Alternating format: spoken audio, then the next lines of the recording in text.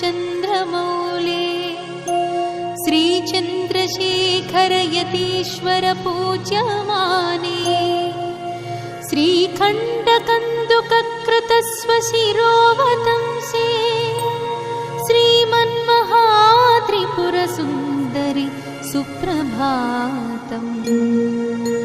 उत्तिष्ठ तुङ्गकुलपर्वतराजकन्ये उत्तिष्ठ भक्तजनदुःखविनाशदक्षे उत्तिष्ठ सर्वजगति जननि प्रसन्ने उत्तिष्ठ हे त्रिपुरसुन्दरि सुप्रभातम्।